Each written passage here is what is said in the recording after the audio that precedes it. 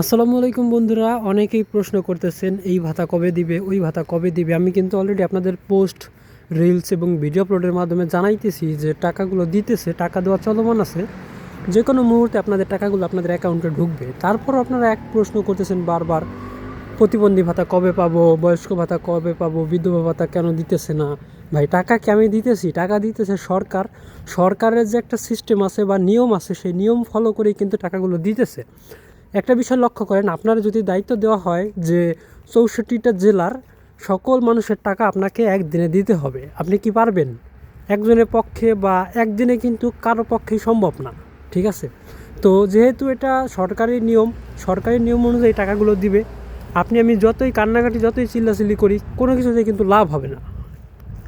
টাকা আপনি অবশ্যই পাবেন, আজকে 2 দিন আগে, 2 দিন এক পরে। এই কথাটা আমি বারবার বলি, তারপর আপনারা কেন যে বুঝেন না সেটা আমি নিজেও বুঝতে পারি না। তো আপনাদেরকে বলবো, ধৈর্য ধরুন।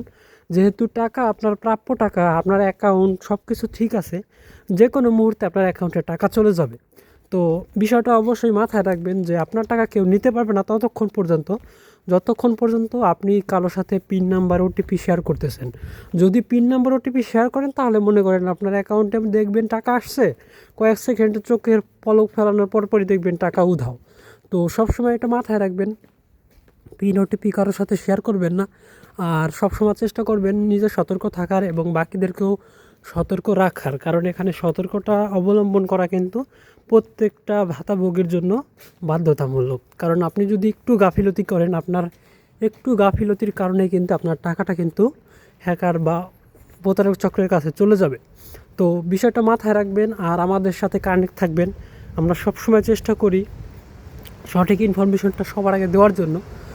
আর উপবৃত্তির বিষয়ে সেটা হচ্ছে, বাউন্স ব্যাক যে টাকাটা রয়েছে, সেই টাকাটা কিন্তু এই রমজানের মধ্যেই টাকাগুলো দিবে। তো অলরেডি কিন্তু টাকা দেওয়া শুরু হয়েছে, অনেক জেলার মানুষই কিন্তু টাকাগুলো পাচ্ছে। তবে ষষ্ঠ শ্রেণী, তারপরে ষষ্ঠ থেকে দশম শ্রেণী প্রাইমারি লেভেলের যে টাকাটা, সেই টাকাটা কিন্তু আপডেট আমি এখনও পাইতেছি না, বা ওইরকম নিউজ আপনাদেরকে এখনও দিতে পারতেছি না। কারণ উপর মহল থেকে যে নিউজটা আসবে, সেই নিউজ আলোকেই কিন্তু আমি ভিডিও তৈরি করি। এখন আমি মন করা কোনো কিছু বললে তো আর সেটা হয়ে গেল না, তাই না? আর উপবৃত্তির টাকা প্রাইমারি লেভেল, হাই স্কুল আপনারা যদি লক্ষ্য করেন, তাহলে কিন্তু দেখবেন যে মানে 6 মাস পর পর টাকাগুলো দেওয়া হয়। তো আপনি লাস্ট কবে টাকা পাইছেন, সেই মাস থেকে 6 মাস সামনে হিসাব করবেন। তো সেই হিসাব অনুযায়ী কিন্তু টাকাগুলো দিবে। যেহেতু নতুন বছর, প্রতি বছর কিন্তু জানুয়ারি থেকে জুন, অর্থাৎ এই 6 মাসের মধ্যে একবার টাকা দেয়। আর জুলাই টু ডিসেম্বর, তো ডিসেম্বরে আবার টাকা দেয়।